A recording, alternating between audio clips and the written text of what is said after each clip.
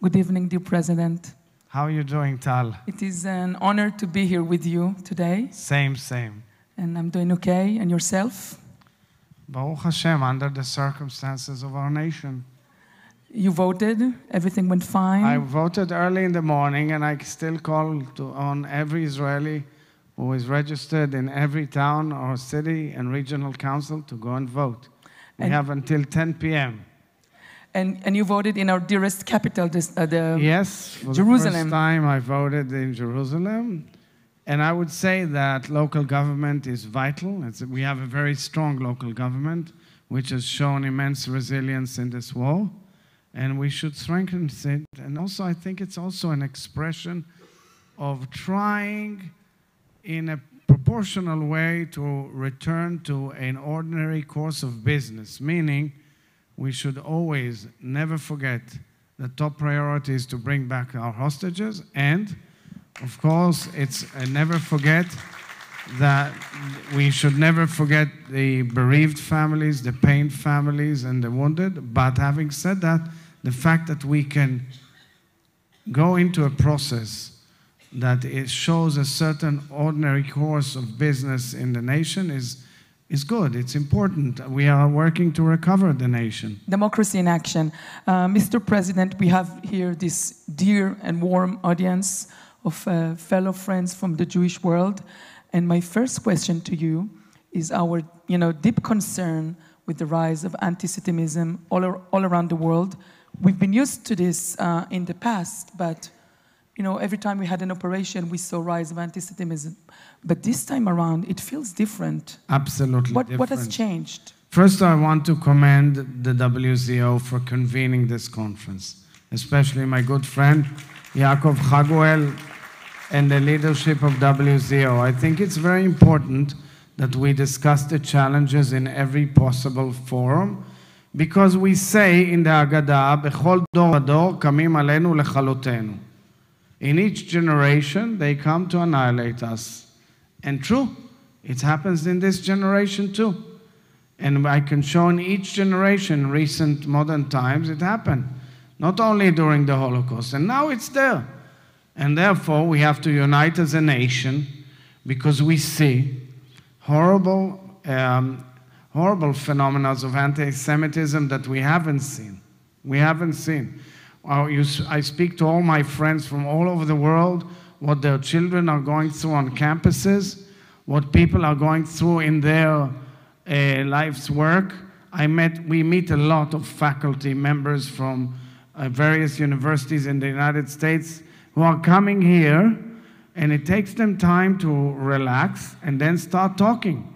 And they describe very, very complicated circumstances of life for a long time. Somebody said in the last decade we had to walk on broken glass in order to function on our campus. There are things you can't say, there are things you can't write. It's in the United States of America, which believes in free speech. It's unbelievable how people then harass you for simply supporting the Jewish people in the state of Israel. And you have many other phenomena. People here represent so many communities. Synagogues, Jewish schools being attacked, and that is why it is also, there's a silver lining, which is now is the time for Jews to unite all over the world together, to fight back, not to be fearful, to fight legally and to fight publicly and to fight all over, as opposed to previous generations. We've got Israel, and we've got strong Jewish communities with many friends and allies who can fight back. I've met with a group from New York last night, and one of the people from that group told me he can't wear that in public. What about taking off mezuzahs? I have people saying they took off their mezuzah from their home. Imagine people taking off their mezuzot in very advanced democracies. What happened? I mean, we were under attack. We were the one who were massacred. What happened to the world? It's unbelievable, and I think it's part of the woke culture, the cancel culture, intersectionality, which has lurked into the discussion. I remember when I was chairman of the executive of the Jewish Agency, once I noticed a conference in Princeton which was termed Jews as Slave Traders, and you had almost 800 people who came, and you say to yourself, in America, to see Jews as the slave traders, something's going wrong. But you have it is plaguing American campuses, and one has to present an alternative. DEI, which is diversity and inclusion, all these very noble values has been used only against the Jews. This is what's amazing. And we have to work hard to turn the tide. First of all, I think President Biden is the first president ever to present a plan, a comprehensive plan before October 7th, and which is implemented by Ambassador Deborah Lipstadt to combat anti-Semitism. I think governments all over the world should adjudicate, legislate, enforce the law, and educate. One of the things that we see in Israel at the moment, and specifically me as a reporter, I meet with lots of groups from Jewish communities who are now coming, and I think it's actually very important that they come. They're very brave to be here at this time. They're not brave. They are more than welcome, and it's a show of solidarity. You mean brave by which reason? Brave to come here because of the war, or brave because they are attacked abroad? In which sense? Because I think it's the right thing to do is simply to come to Israel. But both. I think both. It's brave. It's a big show of solidarity. But for those, it's very important. And those, I welcome it wholeheartedly. For those who are unable to come, and some of them are unable to come, it's also they show huge support with different ways. And I wanted to ask you about... So the rally that was taken on and arranged by JFNA and the President's Conference in Washington was terrific. You had 300,000 and another 300,000 on the web, which is really important. And I would add to that many other events all over the world and people should simply keep on presenting their case and with the centrality of Israel in their minds. It is very important. And lastly, yesterday, for the first time, I hosted a group of pupils, meaning teen travel, from Chad Tannenbaum School in Toronto, which came here. And that's a big one, because parents are usually, they are worried. And the fact that students will start coming back here, pupils, teen travel, and hopefully Birthright and Masa stronger and stronger is very important. So for us Israelis, it's really amazing to see all of those groups coming and the support that we get from overseas, but it's more than that, because this is time of war. And I wanted to ask you, what do you think, how can we keep that sense of solidarity and helping each other? I mean, right now we feel that day will pass, but it's really important for us. You're right. You're absolutely right. First of all, I must say that Michal and I, we are seeing a huge amount of agony. A lot of agony, a lot of pain, a lot of sadness. Bereaved families we see every day, and wounded, and hostage families, and hostages who returned, and evacuees. And there is an enormous amount of psychological weight on our society, which we should be able to overcome only if we are together. That is why I stress every time the importance of solidarity and unity. I don't speak about unanimity, that will never happen. And that's okay, it's actually a very well-known Jewish phenomena of arguing and debating, but unity. We must not return to the dialogue of 6th of October, must not, under any circumstances, as a nation and as Israel. You mentioned that you are visiting wounded soldiers. And we've been seeing you walking from hospital to hospital. And this is, one of the biggest concern right now for the Israel society. How do we proceed with so many, wounded of the war? Can you tell us about your experience in the hospitals? Michal is focusing heavily on the issue of mental health. Mental health will be a key challenge in our society. There are many, and there will be many more post-traumatic people. After all, the horrors of the 7th of October don't leave us. We keep on seeing and hearing about it 24/7. And we are still at war. Our soldiers are there, and we are fighting, and you have the north, and it's all coming up combined. You understand that on the 6th of October, I was attending the last ceremony of the Yom Kippur War, 50 years to the Yom Kippur War, and here it starts again. So it hits hard, and we are seeing a lot of post-traumatic issues, as well as the physically and mentally wounded of the war. Soldiers who've been hit hard, and unfortunately we have battles going on even today. And this will definitely be a major issue that we'll have to deal with. Unfortunately, we have an incredible medical system, incredible doctors and nurses and support teams. We have the military is doing whatever it can to deal with it on the ground. Let's hope that everyone returns home safely. Okay, I'm now going to break news for the audience. Maybe Yes. tell this, dear audience, something they don't know about you, personal, and that is that your youngest son, Roy, was just released from active reservist duty for 120 days. Yes, but how do you feel as a father? But first of all, there are many people here who have been there, who have done it, and their families. But we can tell them another secret, that Roy and your son, Omri, were in the same brigade. Your son is there still, and I wish him well. We want to see him back safely home. We now call him, Khan Yunis resident, because they spend so much time but down Tal there. is an example of the mothers and the great support of the families in Israel.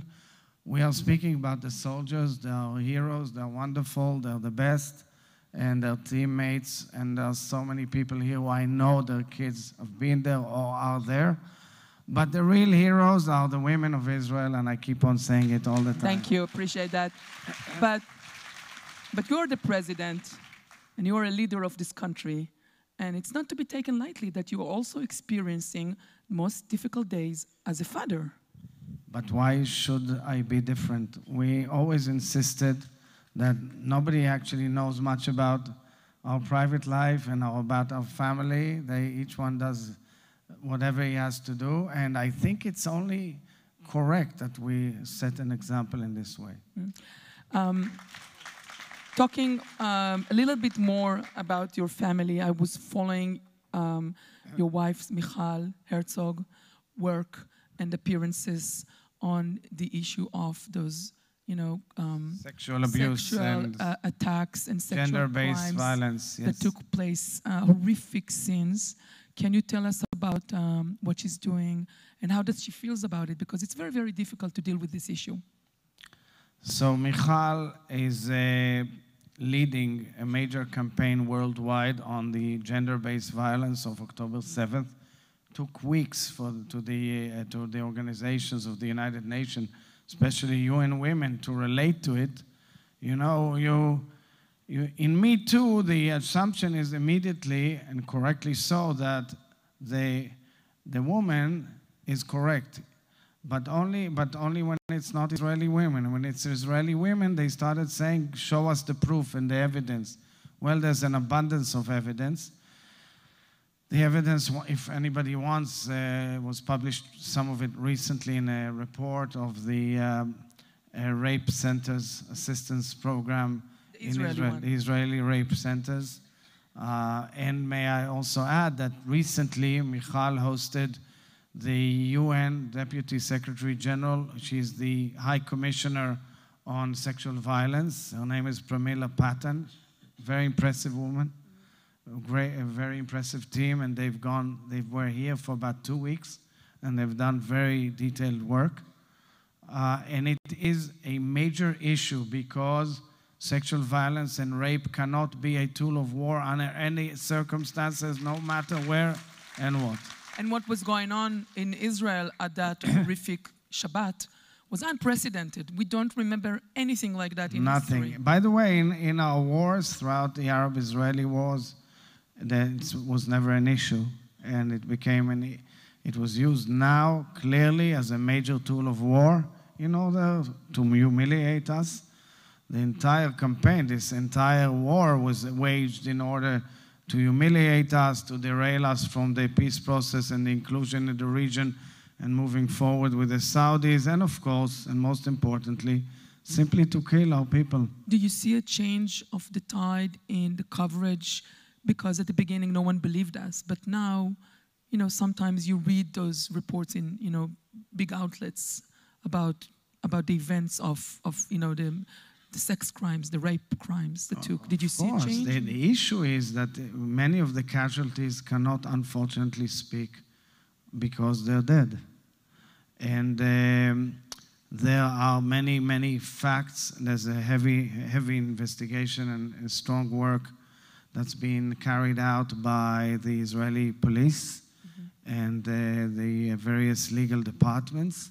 I also commend the families of the hostages for submitting their claim in the ICC, in the Hague. It's an initiative that also brings to bear some testimonies of this nature.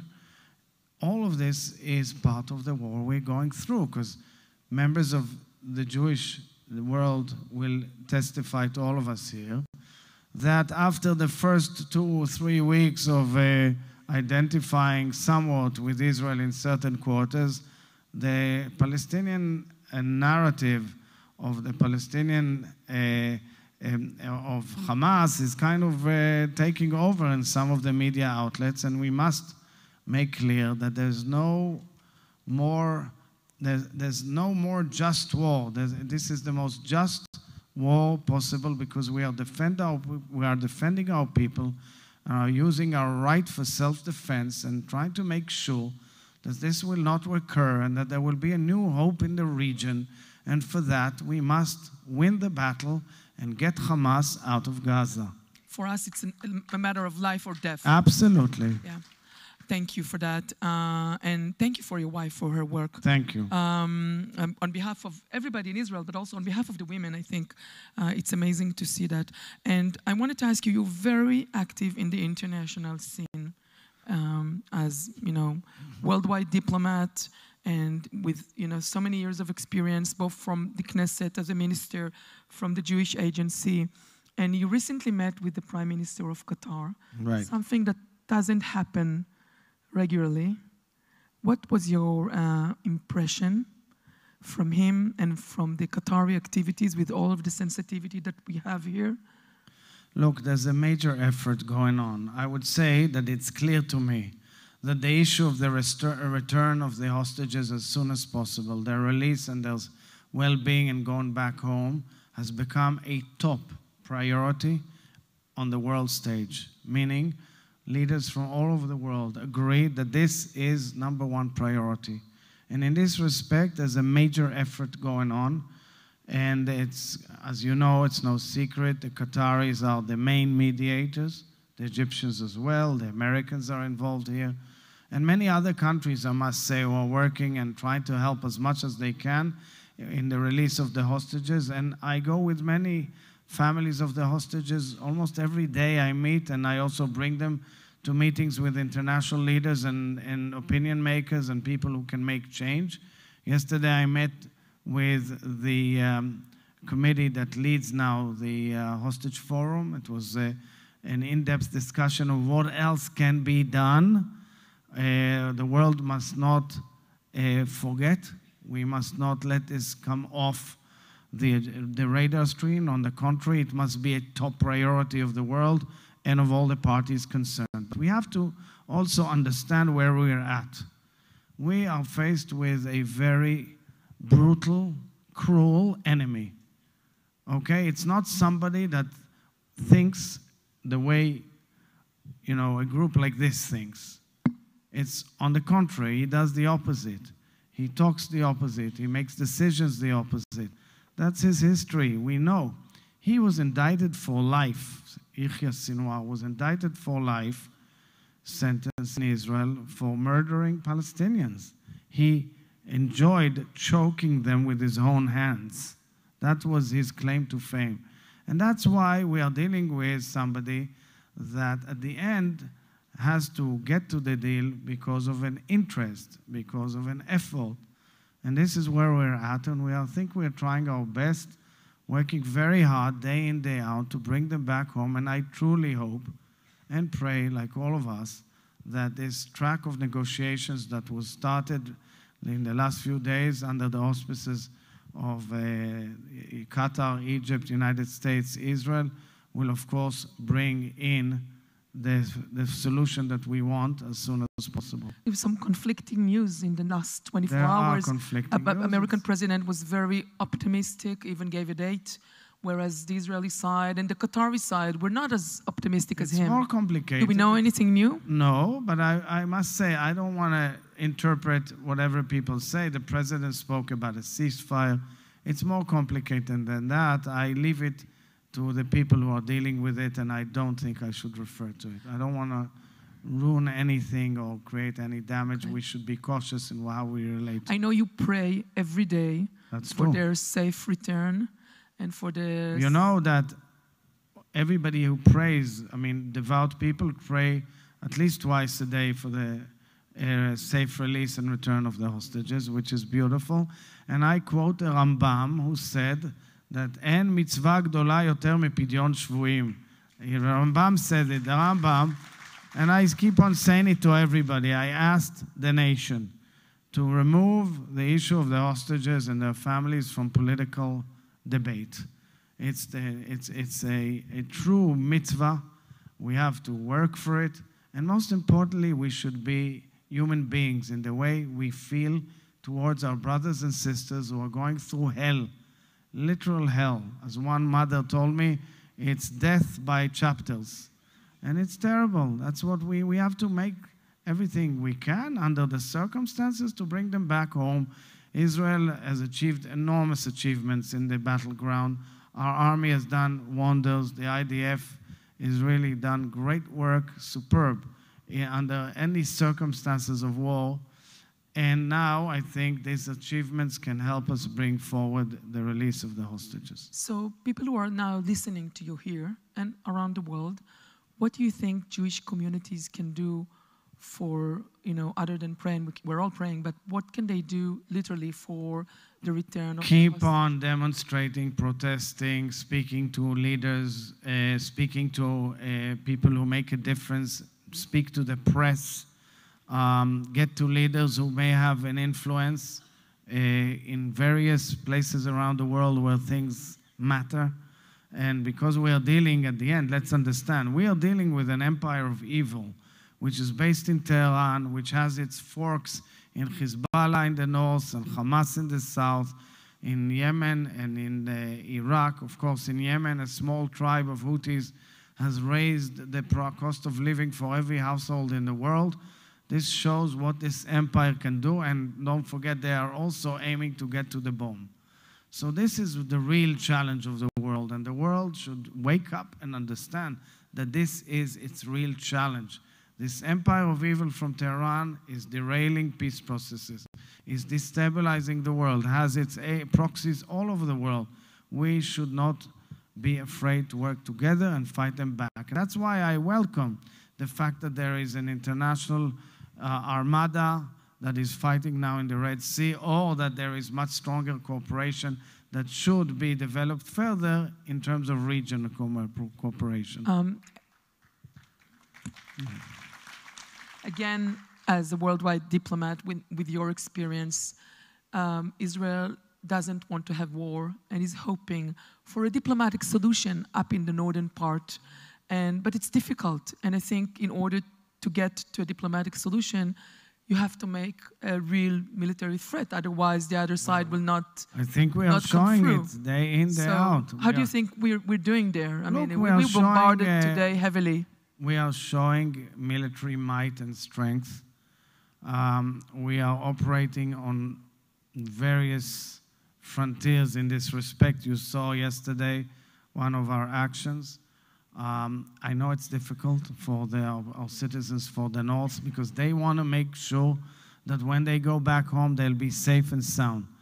And I do concur and I agree that we should exhaust the diplomatic option, and we reserve the option of carrying out a military operation. We have it. People know it. We are showing our might and strength. But right now, we should at least give the small window of opportunity a chance, because I know that there's all the time efforts in that respect.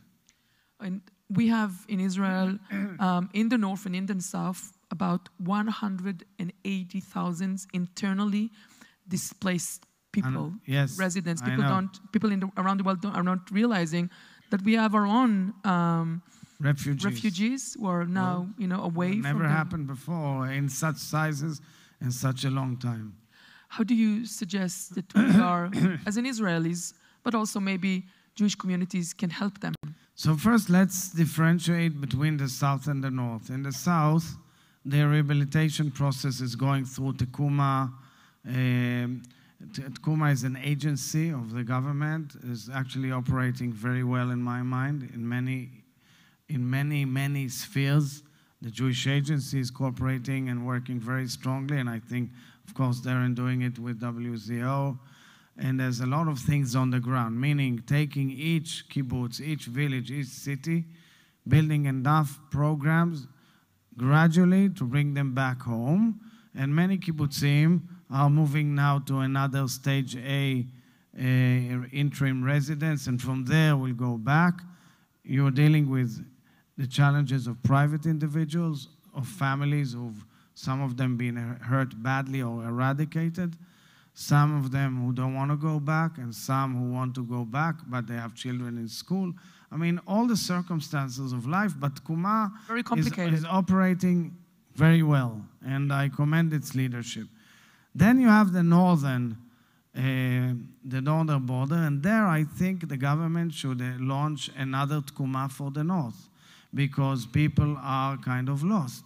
They don't know what's next. There are towns and villages who have been badly hurt. Here in this city in Jerusalem, you have all the citizens of Shlomi, many from the north, about 7,000 in hotels here for months already. They have to build schools, they have to go to kindergarten, they have to have nurseries, they have to have community life.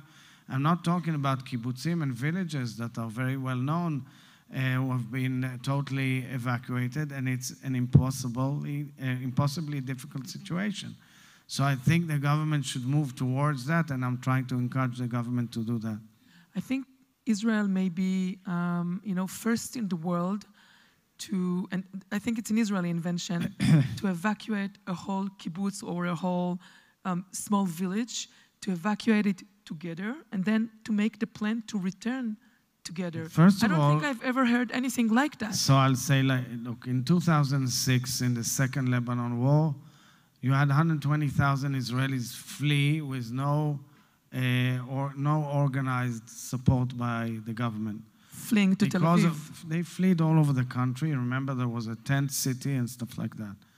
The government and especially the Home Front Command and the entire structure of the Ministry of Defense has built enough plans to rearrange so that communities can automatically go and base themselves anywhere around the country. So you had each kibbutz registered in advance in sites around the country.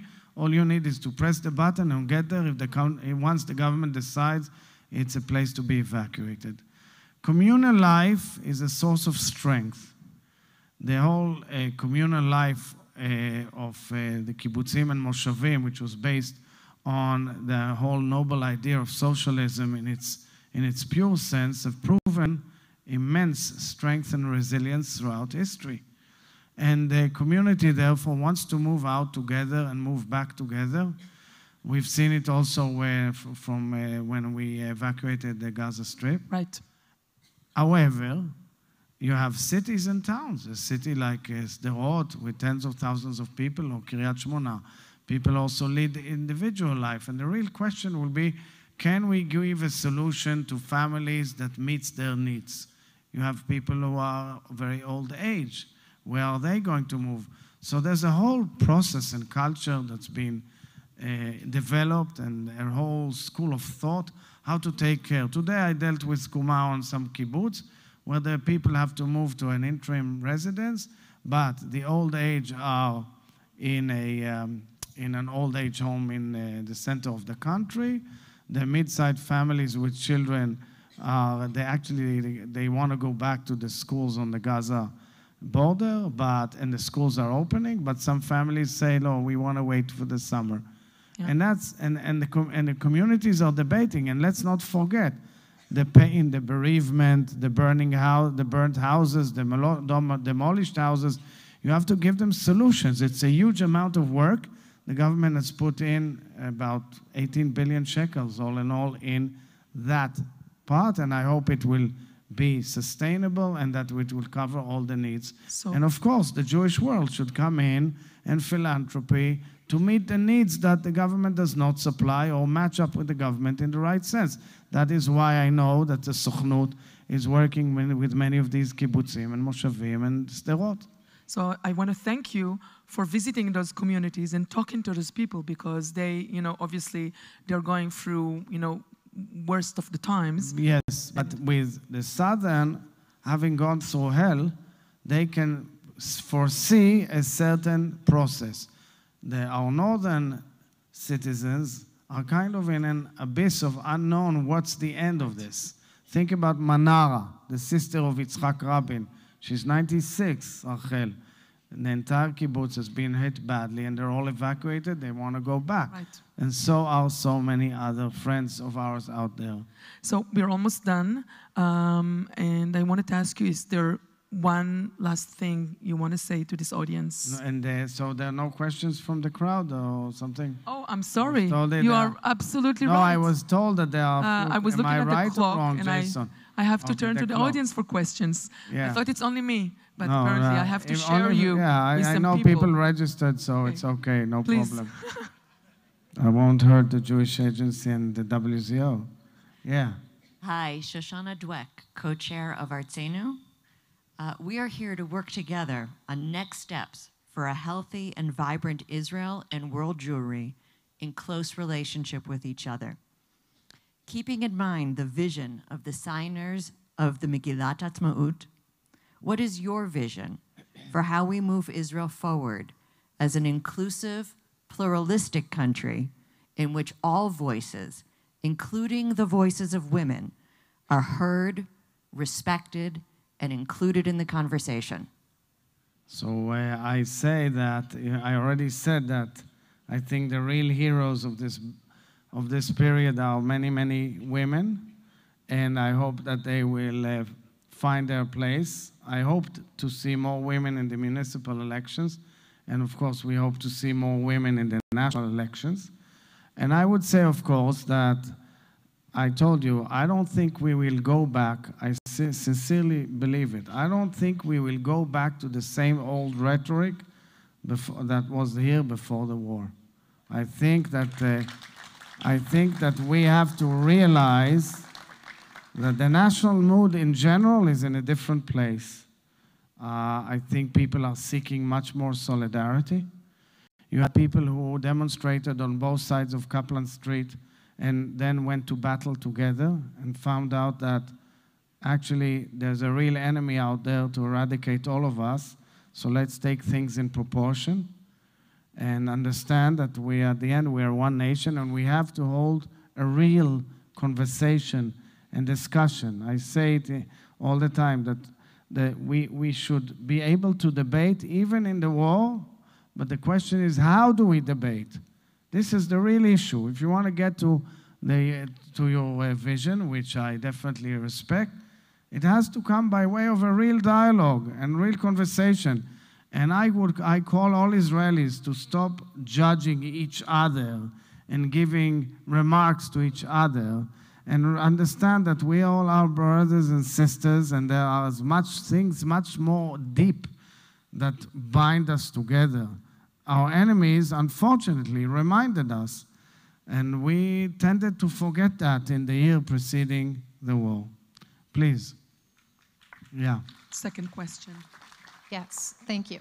Carol Ann Schwartz, president of Hadassah. Nice to see you again. As always. As the president of the largest Jewish women's Zionist volunteer organization in America, we have adopted standing up for the women and the girls who were brutally attacked and raped, the End the Silence campaign. We have gone global. We are going to be delivering petitions. We are having actions on March the 8th in conjunction with International Women's Day around the world. And thank you for giving covet to the women of Israel. We appreciate it. We know what First Lady is doing, Michal. My question is, what is the state of Israel doing for the women and for the girls? So thank you very much. I must say first that we welcome all the delegations that have come here, those that we could meet and those that we couldn't. And we actually encourage, because your delegation was very important, and so are all the other organizations. It's a major show of solidarity, and it means the world to so many people here. Secondly, regarding your question, as a follow-up to what I've spoken about, the gender-based violence and the sexual abuse of October 7th and thereafter, I mean, you're not asking about the treatment. That's, of course, you're asking about how does Israel pursue the battle. And the battle is pursued, as I just mentioned, for example, the excellent report of the מרכזי הסיוע לנפגעות תקיפה מינית, the sexual harassment assault centers, and many other agencies, including justice, police, the appearances in the UN forums, the meeting with Pramila Patten, and so forth. It should not come off the radar. It's actually really big. I commend Sheryl Sandberg for her effort. She's done wonders, and so many others. I think Hadassah should pursue it big time because it's a story that must be told, because it epitomizes the enormous barbarism and cruelty that we've noticed and seen on October 7th, something which shocked so many people. If you think about it correctly, you know, these kibbutzim, which were extending their hands for peace and pursuing peace and collecting and raising funds from their own resources for the well-being of their neighbors in Gaza, were the first ones to be butchered and burned. And it speaks about the cruelty, the first ones to be raped. And we are also extremely worried about the soldiers, the girls, and we are dealing and speaking privately with many of the families, including the hostages who came back, and are speaking about it in the right forums. Thank you very much. Please. Yeah. Thank you so much, Mr. President, for all your support, World Jewry. My name is Steve Berg. I am Mankal Shalesh Torah Biratika. And what we have found, I think many people have found, so many Jews searching and trying. They were so far from Israel, so far from Judaism. It's true. Trying to figure out what was going on, why people they had previous supported weren't supporting them. We had over 50 million video views just the week after the war and through social media. You mean Aish itself had 50 million viewers? 50 million, yeah. That's nice. And but one of the things we're finding that there are these Jews that are very far, but there are also a number of millennial Jews who are active at the rallies, who are the ones protesting Israel. We have started to try to engage them. It's very difficult, and I was wondering what your thoughts are when we see some of our Jewish brothers and sisters at the heart of these rallies against the state of Israel. You know, what are your feelings, and what can we do to really help them see the light and support Israel? So I think we know we have a major challenge within the age group of 18 to 24. We see the data. A lot has to do with the social network, the digital world. I've convened a meeting with the top brass of TikTok. Dikla, my chief of staff, is leading an entire effort. We met with TikTok because it's a language that many of us do not understand. It's more complicated. There's like hidden messages within this platform. We've presented to them clear examples on anti-Semitism and also on Israel bias. It's amazing the amount of power that such have. It also falls ripe like this, like into the ground of brainwashing that's going on, especially on campuses. We know, everybody of us is very much aware of what's going on in campus. It's very difficult to be a young Jew today on campuses. It's unbelievable when you think about it, that this is what's happening in the United States of America or elsewhere. And that is why I believe there has to be a major effort of talking, of deliberating. You know, you ask young people, which sea and which river you're talking about, they have no clue. And this is the real issue. People are brainwashed and canceled. I mean, we've seen intersectionality for the last few years, which means you're canceled out because you are a Zionist. Okay, you can be the perfect person supporting all the good values. Okay, Hamas objects to all these values, by the way. They're the first ones to fight LGBTQ or anything else. But all of a sudden, they're kind of people are demonstrating against Israel, supposedly in favor of Hamas. They have no damn clue about what they're talking about. It's a whole campaign which is going on for years. And we have to tilt the balance by using our capabilities, our wisdom, our courage, not to be afraid. I know of people who went to court. I know of people who are demonstrating. I know of people who are talking to their closest friends and say to them, let's talk about it. These are the things that need to be done. I know that you represent huge movements. I know it's not easy in congregations, but it is also a wake-up call of this generation. It's a wake-up call, the same as our incredible young generation in Israel, who people tended kind of to say, they're TikTok age. They're the most heroic, brave, amazing, loyal, courageous people. You'll have it also with our young Jews around the world. One last question, please. Yes. Hi, I'm Amy Scott Cooper, Director of the Vermont Camping Movement. You were in my office. You were in the president's home, right? I was just. So how's the boy doing? I can't. Wow, my son is a Chayal Boded. Yeah. He is out of Gaza. Good, thank God. Mr. I'm President, happy to see you, Amy. Good. I'm in awe that you You remember. know what it is to be a mother of a fighting soldier. And I hope he'll be well and safe. The president took my son's name and said he would be making a Mishaberach for him. That's true. Thank you. Thank you very, very much. And I know the deal. You do, and Tal, I'm getting it from him as well. yes. He write to me and I'm saying, I'm praying for your son every day. So Yes. Well, thank you, and we're praying for your son and for all of our kids to come home. So, Amy, go ahead. thank you. So, for our young adults, those on the college campuses that we've been talking about, those that are experiencing anti-Semitism and anti-Israel rhetoric, is there a charge that you can give them? Is there a message that we can convey from you to them at this moment? So it requires resilience because it's not easy. It's kind of a social issue. And that is why I think, first of all, they have to be together. I'll give you an example. We had a delegation from Penn State, okay, of Jewish faculty who came. We are receiving many faculty members from all over the United States because if they come here, it's a big thing. We had UCLA last week, and people are under barrage of attack, okay? So Penn came in, and these are professors and doctors who kind of matched up immediately, instantaneously, and came together. They didn't know each other. I said to them, the first advice, be together, work together, know each other. Once you're together, you're much stronger. And then work with the Hillels and work with other institutions and all the Israel fellows on campus and so forth.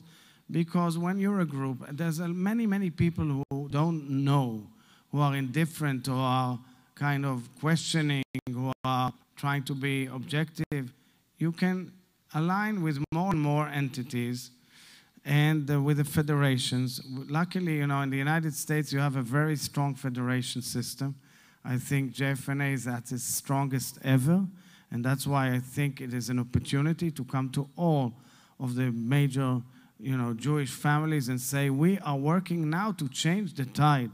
Because otherwise, I don't know where the American society will get to if we don't fight back. So they need to understand that they are at the frontier of this conflict, of this battle, of this era. And they should stay strong and resilient and fight. Thank you very much. Mr. President, thank you so much for this conversation and the answers, the candid answers. And thank you to all of you here who have come here. I think it's a very important meeting and gathering. The Jewish world is in one of its greatest challenges, definitely since World War II. Now is the time to work together and fight back. Thank you very much. Thank you.